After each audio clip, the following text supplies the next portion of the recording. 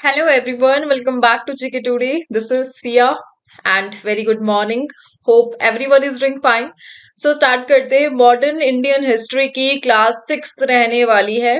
Playlist में already 5 classes mention है जो ऑलरेडी हम पब्लिश कर चुके हैं। मॉडर्न इंडियन हिस्ट्री को हम एमसीक्यू के फॉर्म में कवर कर रहे हैं and it is video number 6। So start करते हैं। And most important all this questions ये पार्ट है 40,000 एमसीक्यू सीरीज का that is the dedicated course of GK today और जीके टुडे के ऐप पर अवेलेबल है। सो स्टार्ट करते हैं। The first question is the first coins under authority of East India Company were struck in the mint at. So East India Company के जो पहले coins आए थे इंडिया में कब आए थे, उनकी पहली मिंट कब ओपन हुई थी? Answer is option number d, Bombay. So Bombay में ईस्ट इंडिया कंपनी ने अपनी पहली मिंट ओपन करी थी सिक्कों को बनाने के लिए।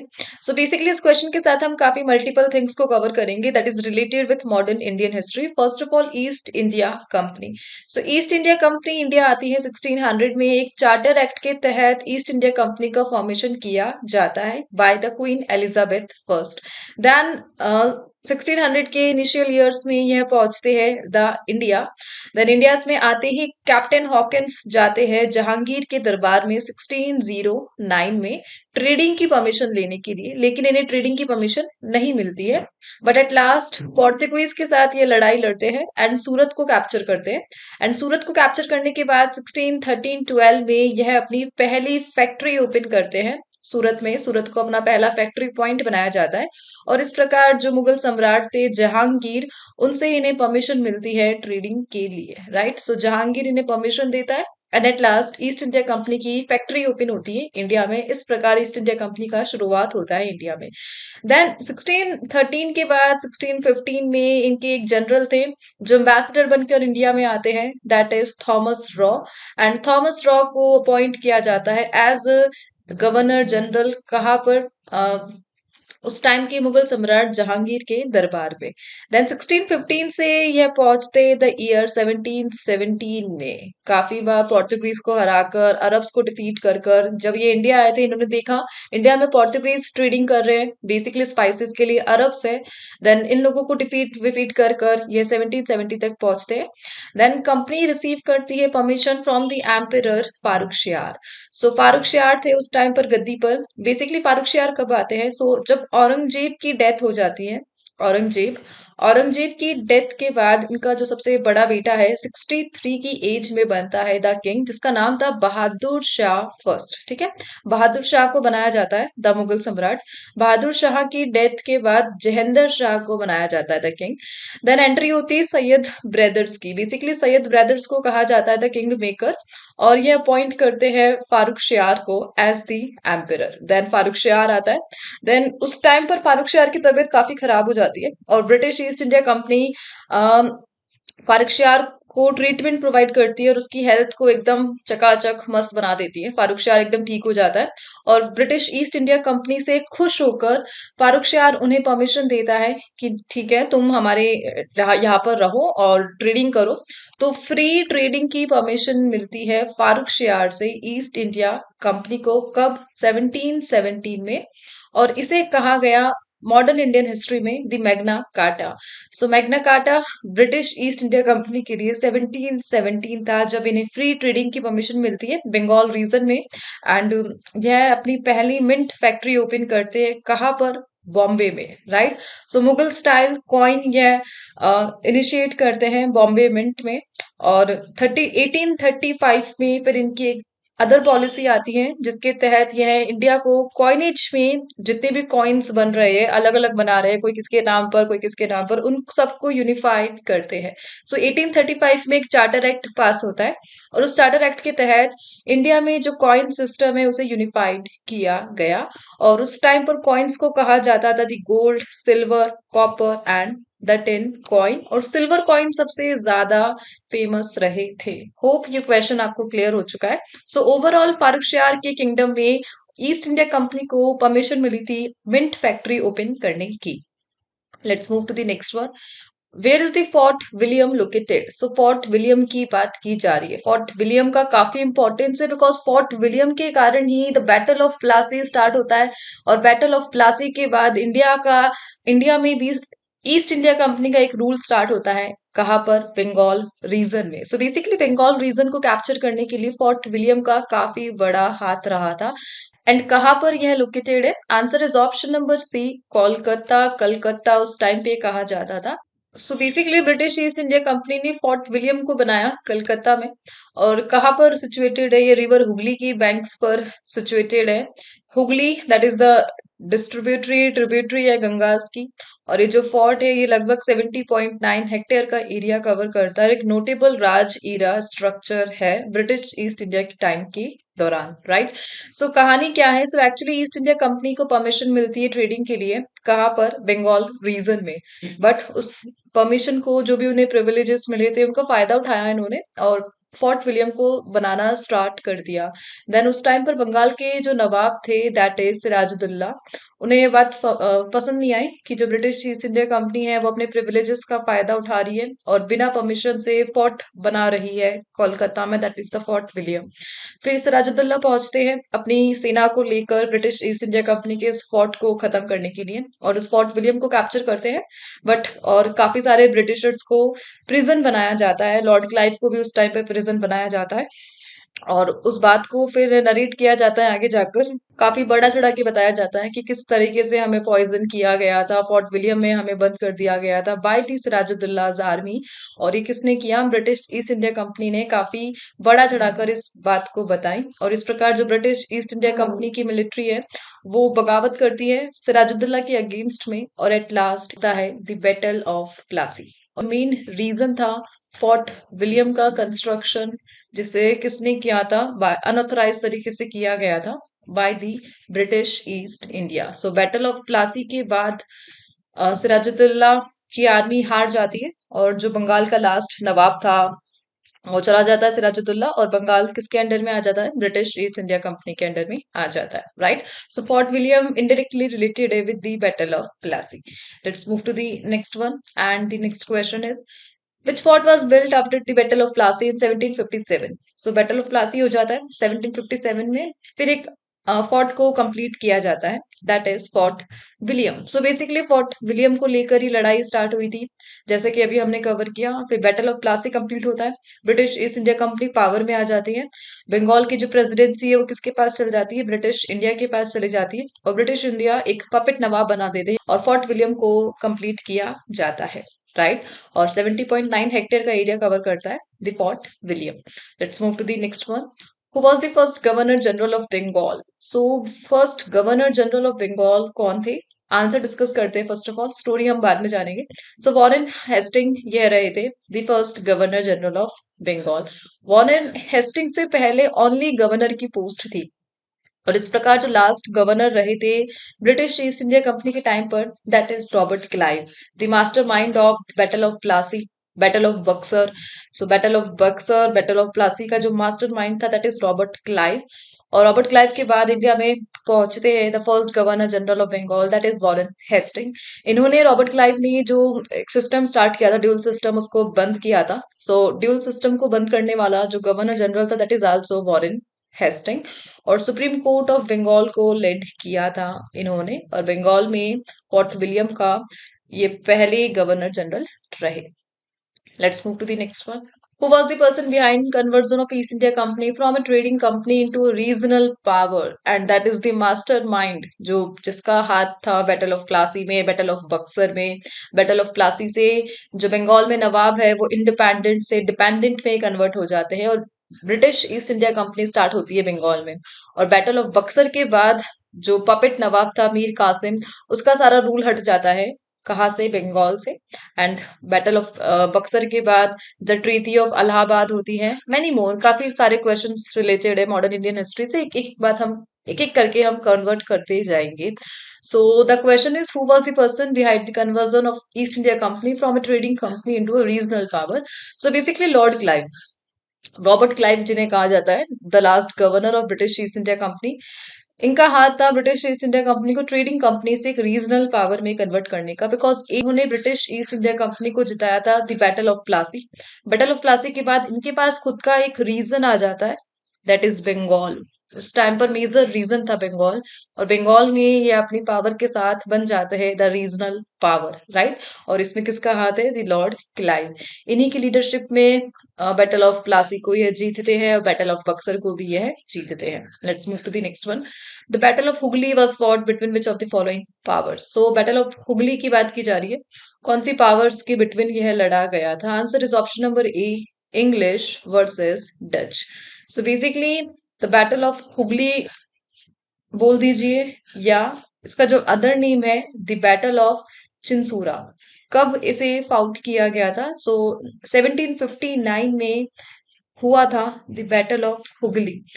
सो 1759 ये ईयर इंपॉर्टेंट है बिकॉज इस टाइम पर चल रहे कार्नेटिक वॉर्स। सो एक तरफ जहां ब्रिटिश वर्सेस फ्रेंच हो रहा था कार्नेटिक वॉर्स के थ्रू, वही एक तरफ ब्रिटिश वर्सेस डच भी खेला जा रहा था बैटल ऑफ हुगली के तहत।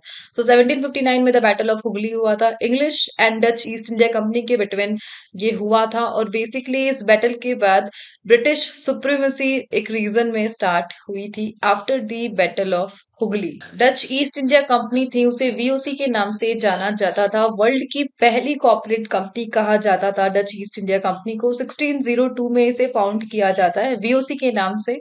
और इंडिया में बेसिकली ट्रेडिंग के लिए आई थी, लेकिन ब्रिटिश को पावर होते हुए देखते हुए, पावरफुल होते हुए, इन्होंने भी डिसाइड करा कि ये इंडिया में अपना रूल स्टार्ट करेगी। But at last battle of Hooghly से इंग्लिश वर्सेस डच और इंडिया में ब्रिटिश सुप्रीमेसी स्टार्ट होती है, जब चिनसूरा में जो ब्रिटिश ईस्ट इंडिया कंपनी है वो डच ईस्ट इंडिया कंपनी को डिफीट कर देती है। Let's move to the next one. Captain Best defeated Portuguese in which year? So captain Best, Thomas Best, इनका अपने आप इंपॉर्टेंस है बिकॉज इंडिया में जब ब्रिटिश ईस्ट इंडिया कंपनी आई थी, इन्होंने सूरत में अपनी पहली फैक्ट्री ओपन करी थी just because of the help of captain Thomas Best. So Portuguese को डिफीट करने में किसका रोल था? Captain Thomas Best from British east India company. 1612 की बैटल में इन्होंने पोर्तुगीज को हराया और सूरत को कैप्चर करा। सूरत को कैप्चर करने के बाद इन्हें जहांगीर से परमिशन मिली थी ट्रेडिंग के लिए, और इस प्रकार इंडिया में एस्टेब्लिश होते हैं the British east India company under the captain best. और उसके बाद ब्रिटिश ईस्ट इंडिया कंपनी से ब्रिटेन से एम्बेसडर आता है, that is Thomas raw. Jahangir के दरबार में उसे गवर्नर जनरल बनाया जाता है। उस टाइम पर ब्रिटेन की रानी थी queen Elizabeth first, right. Let's move to the next one. Sir Thomas Roe came to Jahangir courts in which year? So अभी हमने देखा सर थॉमस रो कब आते हैं। यह आते हैं 1615 में। 17th सेंचुरी की बात की जा रही है, और 1615 में ब्रिटेन के एम्बेसडर बनकर आते हैं the captain Thomas raw. Jahangir के कोर्ट में इन्हें बनाया जाता है द गवर्नर जनरल, राइट। और काफी सारे प्रिविलेजेस इन्हें मिलते हैं ट्रेडिंग के लिए, क्योंकि इन्होंने सूरत को कैप्चर कर लिया था पोर्तुगीज से। Let's move to the next one. Jahangir granted Thomas Roe to set up factories at which among the following places? So Jahangir ने परमिशन दी थॉमस रॉ को, द एम्बेसडर फ्रॉम ब्रिटेन, और कहाँ कहाँ पर इन्होंने फैक्ट्री स्टार्ट करी? फर्स्ट, सेकंड, थर्ड, आगरा में, ब्रॉच में, अहमदाबाद में। यहाँ पर इन्होंने अपनी रीजनल पावर फैक्ट्री के फॉर्म में स्टार्ट करी, Ahmedabad, Agra and Broach, right. Let's move to the next one. Who was instrumental in assisting the English to seize Ormuz by overcoming the Portuguese? So, India के बाहर की बात चल रही है। ऑर्मोज, जिसे हम बोलते हैं ना the strait of Hormuz, the major gulf strait है, यहाँ पर आप देख पा रहे हैं ईरान और ओमान के बिटवीन ये रीजनल स्ट्रेट ऑफ हॉर्मोज है, जहां से जो मेजर ट्रेड है वो किया जाता है, और स्ट्रैटेजिकली इम्पोर्टेंट है बिकॉज जो वर्ल्ड का 20% ग्लोबल ऑयल ट्रांसपोर्ट है वो इसी जगह से होता है, राइट। अरब पेनिनसुला से कनेक्ट करता है द गल्फ ऑफ ऑर्मूज। सो जब ब्रिटिश ईस्ट इंडिया कंपनी का टाइम चल रहा था, तब पोर्टुगीज के अंडर में था द ऑर्मूज। और ऑर्मूज को सीज करने में किसने हेल्प करी थी ब्रिटिश ईस्ट इंडिया कंपनी की? That is the king of Iran. So यहाँ पर था किंग ऑफ ईरान, और इस जगह पर, इस छोटे से स्ट्रेट पर अपना कब्जा करने के लिए ईरान ने हेल्प करी थी ब्रिटिश ईस्ट इंडिया कंपनी की, और इसे पोर्तुगीज से लिया गया था। और कब हुआ था ये सब? 1622, and the war is Anglo Persian war, और मिलिट्री सक्सेस हुई थी ब्रिटिश ईस्ट इंडिया कंपनी की। Let's move to the next one. Who issued the Golden Firman in favor of British East India Company in 1632? So British East India Company के दो major role रहे थे. First is golden फरमान, ये 1632 में release किया जाता है. एंड द मिग्ना कार्टा जो 1717 में रिलीज किया जाता है. सो गोल्डन फरमान को स्टार्ट करा था अब्दुल्ला कुतुब शाह ने. सो बेसिकली गोलकुंदा का शासक था अब्दुल्ला कुतुब शाह, और 1632 में इन्होंने गोल्डन फरमान दिया ब्रिटिश ईस्ट इंडिया कंपनी को. सो इस फरमान के थ्रू जो ब्रिटिश ईस्ट इंडिया कंपनी थी वो अपनी फैक्ट्री को दोबारा रीओपन कर सकती थी. इनकी फैक्ट्री थी मसूलीपट्टनम, जिसे उस टाइम मुगल साम्राज्य ने बंद कर दिया था, लेकिन गोल्डन फरमान के तहत ये अपनी फैक्ट्री को दोबारा रीओपन कर सकते थे, और ये मिला था अब्दुल्ला कुतुब शाह से. और कंपनी की जो पोजीशन है वो इम्प्रूव हुई थी इस रीओपनिंग से. दैट्स वाई 1632 का ईयर इंपॉर्टेंट रहा. गोल्डन फरमान मिला था ब्रिटिश ईस्ट इंडिया कंपनी को सुल्तान ऑफ गोलकुंदा से, that is Abdullah Qutub Shah. Let's move to the next one. When did the English set up a factory in Hooghly, Bengal? So factory start करी थी इन्होंने सबसे पहले सूरत में, लेकिन इन्हें पावर चाहिए थी, अलग अलग कोस्टल टाउन्स पे अपना कब्जा करना था, और बंगाल में हुगली में अपनी फैक्ट्री स्टार्ट करी. इन्होंने कब करी थी? The year is 1651. और 1651 से ब्रिटिश ईस्ट इंडिया का time, the good time start होता है, the most favourable time of British east India company. तो उस टाइम पर बंगाल में था शाह शुजा, और इन्होंने अपनी परमिशन दी ब्रिटिश ईस्ट इंडिया कंपनी को कि ठीक है तुम ट्रेडिंग कर लो, हुगली पर अपनी फैक्ट्री ओपन कर लो, और हमें 3000 का ईयरली वो टैक्स दे देना. और 1651 में एट लास्ट इन्होंने ये फैक्ट्री स्टार्ट करी. लेकिन जितने भी rights British east India Company को मिलते हैं, उन प्रिविलेजेस का ब्रिटिश ईस्ट इंडिया कंपनी फायदा उठाता है और उसको फोर्टिफिकेशन में कन्वर्ट करता है. देन बाकी जो भी जमींदारी सिस्टम है वो सब इनको इनके अगेंस्ट में आते हैं. फिर कोई वॉर होता है, ब्रिटिश ईस्ट इंडिया कंपनी जीत जाती है और उस चीज को अपने अंडर में ले लेती है, just like the battle of classic. Right, let's move to the next one, and that is who led the English mission to the court of Mughal emperor Farooq Shah in 1715. So Farooq Shah के दरबार में एक इंग्लिश मैन आया था परमिशन लेने के लिए कि सर हमें परमिशन दे दीजिए फ्री ट्रेड की. और इसके लिए सबसे पहले कौन आया था? 1715 में आया था जॉन सुरमान. सो जॉन सुरमान के नेतृत्व में at last Mughal emperor Farooq Shah के द्वारा 1717 में इन्हें द मैग्ना कार्टा मिलता है, जिसके तहत ये फ्री ट्रेडिंग करते हैं. Right, let's move to the next one. The first factory of the company in East India was set up in which of the following places? So East India की बात की जा रही है, और ईस्ट इंडिया में इन्होंने अपनी पहली फैक्ट्री कब एस्टेब्लिश करी थी ब्रिटिश ईस्ट इंडिया कंपनी ने? Answer is option number A, Hariharpur. Basically Balasore district Orissa का पार्ट है हरिहरपुर, और 1633 में यहाँ पर अपनी पहली फैक्ट्री ओपन करी थी ब्रिटिश ईस्ट इंडिया कंपनी ने, the Balasore district of Odisha. Right? Let's move to the next one. When did Robert Clive attack and seize Arcot? So basically Arcot ये मद्रास वाला रीजन है, the east coast of India, जहां पर बे of Bengal है. सो बे of Bengal से जो coastal area share हो रहा है वहां पर ही आरकॉट था, मद्रास था. सो रॉबर्ट क्लाइव ने अटैक करा था और आरकॉट को कब सीज किया था? Answer is option number B, 1751.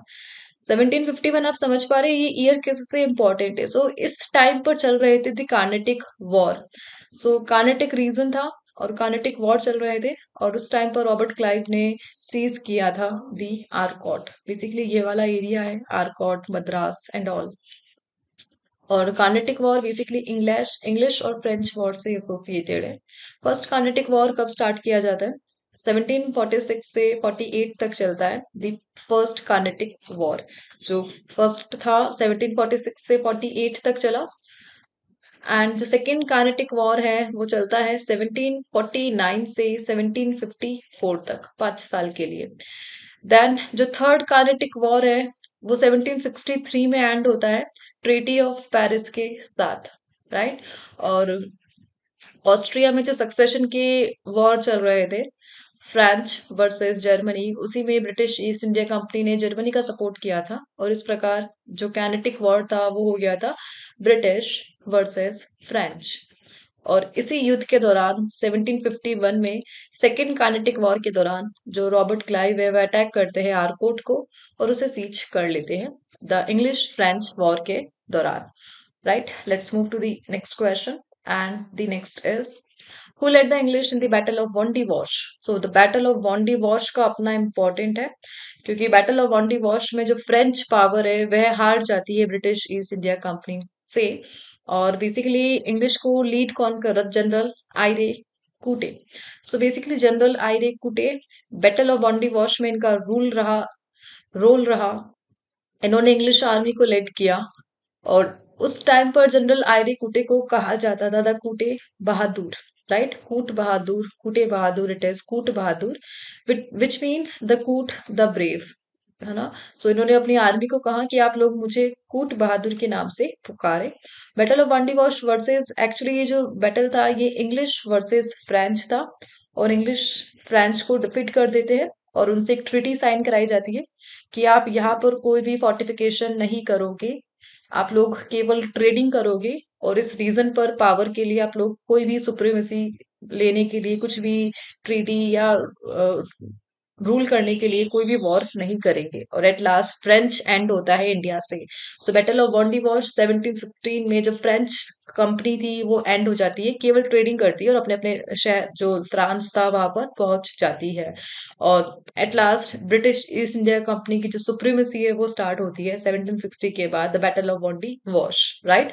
और देन 1757 में बैटल ऑफ प्लासी हो ही चुका था। बैटल ऑफ प्लासी में और बैटल ऑफ बक्सर में डच को ये हरा ही चुके थे। बैटल ऑफ बांडी वॉश में ये है फ्रेंच को भी भेज चुके थे, और पुर्तगालीज को तो इन्होंने बहुत पहले ही हरा दिया था। अब केवल कौन बचा इंडिया में? The British east India company, and generally Marathas बचे थे, और हैदर अली, टीपू सुल्तान, ये सब मैसूर साम्राज्य, नाजिम्स, एंड ऊपर जो भी नॉर्थ में थे राजपूत्स, रोहिल्लास, ये सब बचे थे, right? Let's move to the next one. Before taking part in the Anglo-French War in India, what was the profession of Robert Clive? So Robert Clive Anglo-French war से पहले एक क्लर्क की पोस्ट पर था। ईस्ट इंडिया कंपनी मद्रास में clerk की post पे था। 1751 में मिलिट्री इन्होंने ज्वाइन करी। 1757 में बैटल ऑफ प्लासी को इन्होंने लेड करा, और जो बैटल ऑफ बक्सर होता है उसमें, बैटल ऑफ बक्सर में जब ब्रिटिश ईस्ट इंडिया कंपनी जीत जाती है उसके बाद मास्टर प्लान बनाते हैं यह ट्रीटी ऑफ इलाहाबाद के थ्रू, और रीजनल पावर स्टार्ट करते हैं। बंगाल के बाद अवध पर अपना कब्जा कर लेते हैं, and many more. So basically a clerk था Robert Clive. Next is who of the following tried to settle the dispute between Mir Qasim and the British? So Mir Qasim basically ये मीर जाफर की डिनेस्टी से रिलेटेड है। मीर जाफर कौन है, याद है आपको? सो मीर जाफर द गद्दार, जो बैटल ऑफ प्लासी में सिराजुद्दौला को गद्दारी करता है, और Sirajuddaula just because of Mir Jafar the battle of Plassey हार जाता है, और जो मीर कासिम था वो बन जो मीर जाफर था वह बन जाता the puppet nawab of Bengal under the British east India Company. फिर मीर जाफर के बाद मीर कासिम आता है, इन्हीं के अंडर होता है the battle of Buxar Bengal region पर सुप्रीमसी के लिए। और जब वो मीर कासिम और ब्रिटिश के बिटवीन वॉर चल रहा होता है, डिस्प्यूट चल रहा होता है, सो एक पर्सन दैट इज हेनरी वेंसिटर्ट, ये ट्राई करते हैं दोनों में सुलझाव हो जाए, दोनों में कॉन्फ्लिक्ट को हटाने के लिए, रिजॉल्व करने के लिए अटेम्प्ट करते हैं, और एक एग्रीमेंट साइन कराते हैं मीर कासिम। लेकिन इस एग्रीमेंट को जो कलकत्ता की काउंसिल थी वह रिजेक्ट कर देती है, और एट लास्ट ये कन्वर्ट हो जाता है द बैटल ऑफ बक्सर में। Let's move to the next one. When did lord Clive come to India as the governor of Bengal for the second time? Second time ये 1765 में आते हैं। क्यों आते हैं? क्योंकि 1765 में यह आते हैं द बैटल ऑफ बक्सर के बाद करना क्या है। 1765 में बैटल ऑफ बक्सर कंप्लीट हो चुका होता है। अब बैटल ऑफ बक्सर के बाद जो ईस्ट इंडिया था, बंगाल का रीजन, अवध का रीजन, और यहाँ पर मुगल सम्राट था दिल्ली का रीजन, और यहाँ पे मराठा बैठे थे। सो इन सब का करना क्या है?